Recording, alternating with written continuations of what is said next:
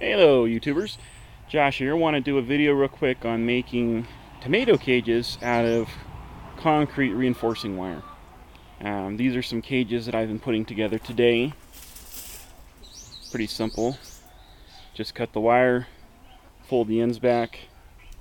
It's tough as nails. Tough as nails. I mean, you can make tomato cages with other material. Here's for comparison some woven wire. 2 by 4 inch holes, and this stuff's a lot cheaper and it's galvanized, so it won't rust. But as you can see, it's very difficult to get your hands through openings that small to reach the tomatoes.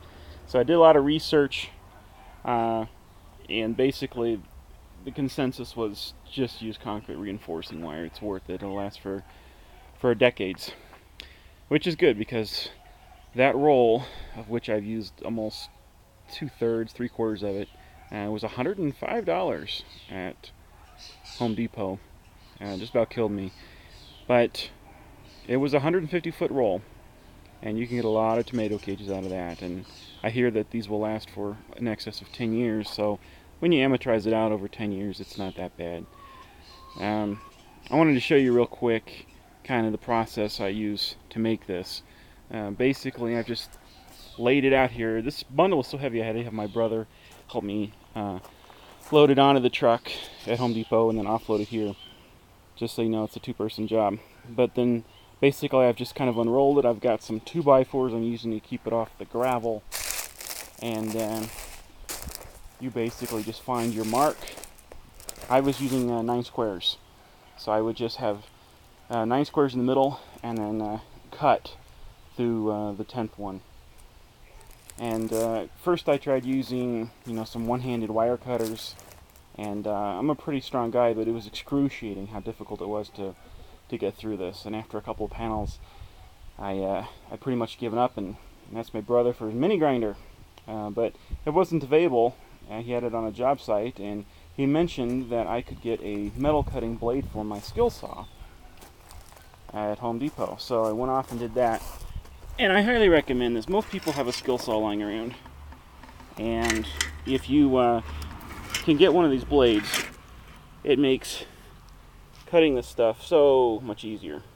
Best part of all, I think it was like $3, and just pretty much a light touch will just go right through the wire.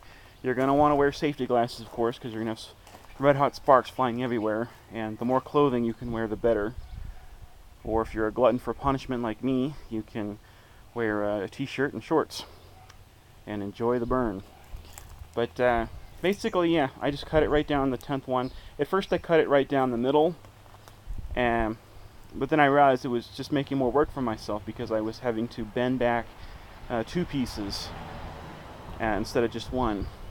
And this is pretty hard to bend back, and the shorter they are, the worse they are. But so now I'm just basically cutting it on the, I guess it'd be the outside of the 10th one, and maybe half an inch in or something.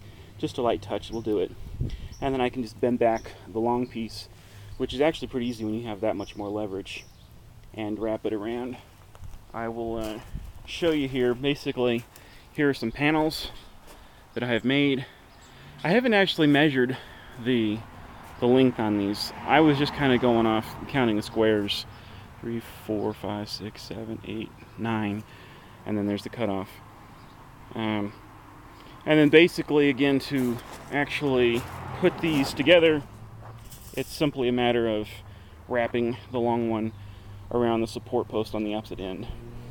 Make sure that the cross piece going across, so I can get something here, make sure that you're wrapping around on the same side of this bar every single time, or you'll get bows and kinks and crap.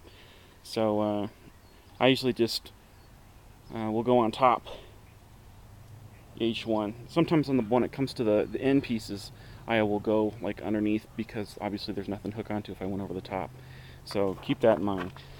If you go 9 squares, these things are about 16 inches wide, which should be adequate. You can go less or more as you need. I tried going 8 squares for a couple of them, and it was more like around 15 inches, and I just decided I wanted the extra width. So I decided to go to the 9. But yeah, they're strong as nails. Obviously, you can reach your hand through and grab as much produce as you want. They're 5 feet high. You know, probably adequate. 6 or more would be nicer, but they didn't come in sizes that size, so I'm gonna do with 5, and I'll probably just cut the tops off on the tomatoes when they get much past this. They stand up pretty good. I really got no complaints. I'll tell you what, I will walk over here to the garden and show you kind of how I've got them all arranged.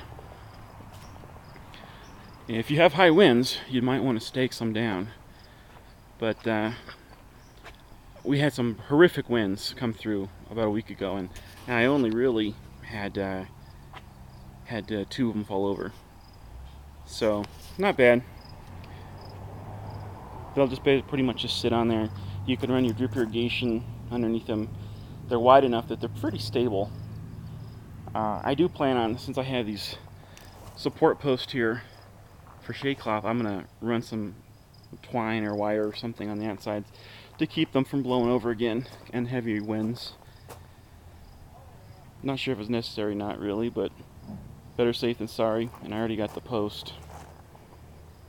So, anyway, hope this video was some use to you. If you got any questions, post them in the comments below, and I'll see if I can help you out.